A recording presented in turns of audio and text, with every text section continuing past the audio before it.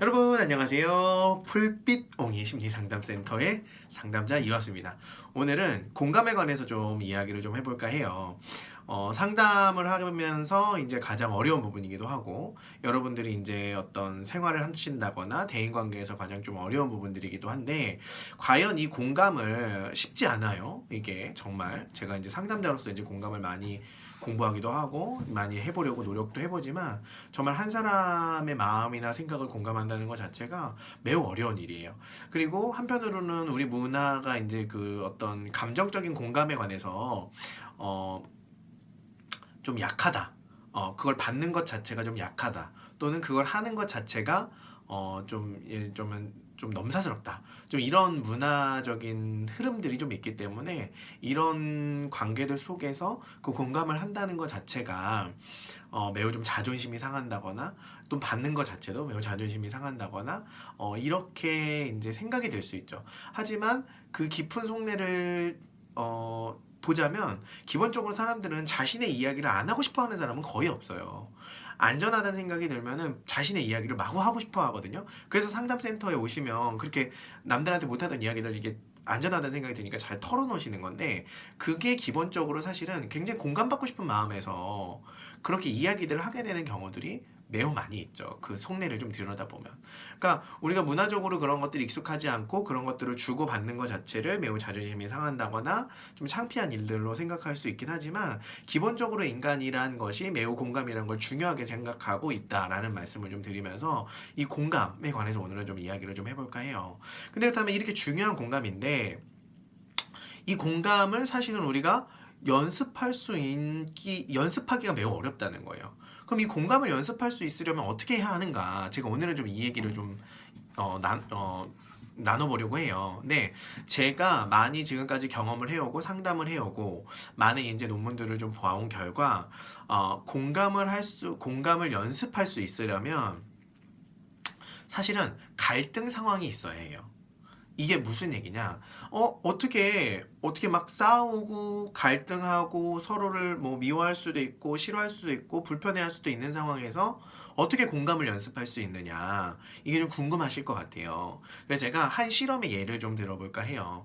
얼마 전까지만 해도 우리 이제 그 나라에서 이 갑질이란 것이 매우 좀 유행을 했었는데 이 갑질과 관련된 심리학 연구가 한 가지 있어요. 그게 어떤 연구였냐면 두 그룹을 나눠서 한 집단에게는 본인들이 지금까지 살아오면서 성공적인 경험들을 했던 에세이를 쓰게 하고 또 한 집단에는 본인들이 지금까지 생활해오면서 실패했던 경험들을 썼던 이제 에세이를 쓰게 한 다음에 이 사람들에게 이제 굉장히 이제 감정가가 없는 중성적인 행동 자극을 영상으로 보여주게 돼요. 쉽게 얘기하면 그냥 이렇게 주먹을 폈다 쥐었다 하는 영상을 그 성공 경험이나 실패 경험을 쓴 에세이 집단에 각각 똑같은 영상을 보여주거든요. 근데 이거는 이 영상을 보여주는 이유는 뭘 측정하기 위한 것이냐면 인간의 공감을 측정하기 위한 거예요. 인간의 공감은 여러분들이 굉장히 그런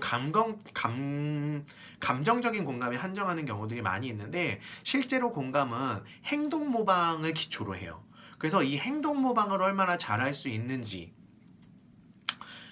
또는 표정이나 행동 모방을 얼마나 잘할 수 있는지가 공감을 잘할 수 있는 능력과 매우 깊게 관련이 있거든요.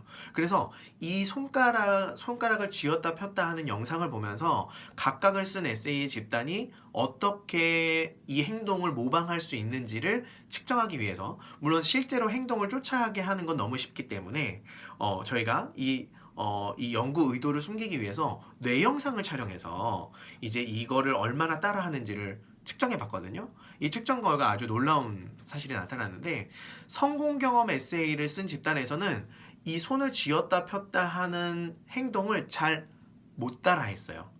실패한 경험을 썼던 집단보다. 이게 무슨 의미냐면요. 이게 이제 갑질을 설명해 줄 수 있는 연구 논문이 될 수 있는데요. 이게 무슨 얘기냐면요. 제가 어느 정도 성공 경험이 있거나 또는 다른 사람들 위해서 이렇게 좀 뭐랄까 지시를 내릴 수 있는 입장 이런 분들은 아무래도 다른 사람들이 내 수족처럼 움직이겠죠. 그렇기 때문에 실패 경험이 그렇게 크지는 않으실 거예요. 우리가 항상 누군가의 지시를 받고 평가를 받아야 되는 입장보다는. 그래서 이런 입장에 성공 경험이 많은 입장에 가게 되면 기본적으로 공감적인 내 영역이 턴 오프 된다는 거예요. 그러니까 무슨 얘기냐면 공감의 영역이 완전히 꺼져 버린다는 거예요. 그러니까 이 갑질이란 것은 사실은 인간에게 매우 자연스러운 현상이라는 거죠.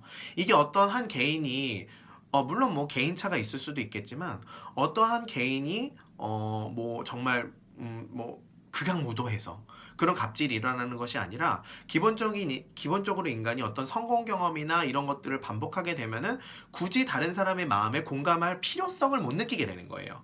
그렇기 때문에 공감하는 뇌를 꺼버리게 되는 거죠. 그래서 이 연구를 통해서도 저희가 좀 알 수 있지만 저는 여기서 그거에 초점을 맞추기보다는 사실은 이 실패한 사람들이 공감을 하려고 노력했다는 거예요. 노력이라는 것이 아니라 공감의 뇌를 끄지 않고 공감의 뇌를 유지하고 있었다는 거죠.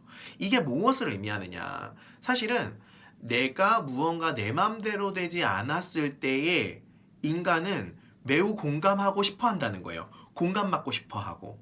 그게 왜 그러겠어요? 내 맘대로 되는 게 없거든. 그러면 다른 사람들의 행동이나 감정들, 나의 행동이나 감정들을 타인에게 전달할 필요성이 당연히 느껴지는 거예요.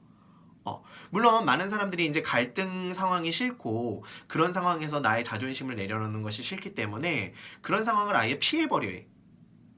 려고 하시는 분들이 꽤 있죠. 근데 그렇지 않고 그 상황에서 계속 머물게 된다면은 자연스럽게 인간은 본능적으로 그 공감적인 내 영역을 활성화하고 있다는 거예요. 그래서 공감하려고 하고 공감받으려고 노력할 수밖에 없다는 거죠. 그래서 내가 공감을 연습할 수 있는 아주 적절한 환경은 갈등이 있는 상황. 좀 더 구체적으로 얘기하면 무엇인가가 내 맘대로 되지 않는 상황에서 사실은 실제로 공감을 할 수 있는 최적의 상황이 되는 거죠. 근데 물론 이 실패나 갈등의 자극이 나의 불안을 너무 높여서 도망가고 싶어질 정도의 자극으로 주어지면 안 되겠죠. 이건 이제 개인차가 있을 수 있겠지만 기본적으로 그래도 어느 정도는 좌절 경험이 있는 상태에 있어야 사실은 공감을 연습할 수 있는 기회들이 생길 수가 있다. 안 그러면은 필요성을 못 느끼니까요. 공감할. 그래서 오히려 갈등을 연습할 수 있는 것은 갈등 상황이다. 이런 것들을 좀 여러분들한테 이야기를 좀 해드리고 싶었어요. 그래서 저희가 많이 이제 뭐 상담이나 집단 상담을 할때 지지적인 분위기 이런 말씀들을 이제 많이 하세요. 그래서 저희가 뭐 구조화된 집단 같은 경우에는 칭찬하기 이런 것들을 아예 뭐랄까요 지침으로 넣어서 칭찬하기 자체를 아예 시켜보기도 하고 그렇게 연습해보기도 하잖아요. 그러니까 물론 이런 것들이 의미가 있기는 해요. 하지만 근본적으로 어떤 공감 상태로 만들 수 있고 공감을 연습할 수 있는 상태가 아니라 사실은 그냥 굉장히 인위적으로 공감 놀이를 하는 상태인 거예요. 이거는. 그러니까 무슨 얘기냐면 누구나 다 칭찬을 해요. 여기는 칭찬만 하는 곳이야. 이러면 이게 너무나 예상 가능한 환경이라는 거예요. 이러면 아까 어떻게 된다? 내 맘대로 될 수 있으면 공감 영역을 꺼버린다. 그래서 사실은 기계적인 공감을 하게 되는 경우들이 많다는 거죠. 이런 환경 속에서는. 그렇지 않고 그래서 사실은 부부들 사이가 공감하기 매우 어렵지만 왜냐면 서로 억울한 게 많거든요. 하지만 부부들 사이에 또는 정말 정서적으로 가까워서 정말 미워하는 사이일 때 저 사람이 내 마음대로 움직여주지 않을 것 같다는 생각이 있을 때 정말 내가 공감 능력이나 공감을 해볼 수 있는 연습을 해볼 수 있는 기회가 생긴다. 그래서 어떤 집단 상담 비구조화된 집단 상담이나 이런 것들이 여러분들의 공감 능력을 향상시켜 줄 수 있는 매우 적절한 환경이다. 구조화된 것이 있게 되면은 그 활동들을 하는 데 초점이 맞춰지게 되지 실제로 내가 뇌에서 공감 영역을 활성화하거나 그러지는 못한다. 제가 오늘은 좀 이런 말씀을 좀 드려보고 싶어요.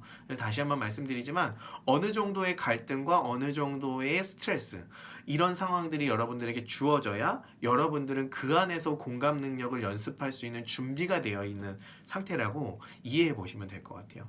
물론 개인차가 있어서 너무 불안이 높으시면 안 되시겠죠. 그럴 때는 이제 개인 상담이라던가 아니면 여러 다른 서비스들을 통해서 그 불안을 낮추는 연습들을 해보셔야 하겠지만 그렇지 않으신 분들 같은 경우에는 본인을 어느 정도의 스트레스나 실패 상황에 의도적으로 노출시키는 것이 실제로는 공감 능력을 향상시킬 수 있는 아주 좋은 환경이다. 그런 측면에서 비구조화된 집단 상담이나 이런 것들은 여러분들에게 매우 좀 적절한 환경이 되지 않을까 이런 말씀을 좀 드려보고 싶어요. 물론 저희 센터에서도 비구조화된 집단 상담이 이어지고 있습니다. 그래서 공감 능력을 한번 연습해보고 싶으신 분들이 있으시다면 풀비동의 심리상담센터를 검색하셔서 거기서 비구조화된 집단상담, 만남과 소통 집단상담에 신청을 해주세요. 오늘은 여기서 마치도록 할게요. 안녕!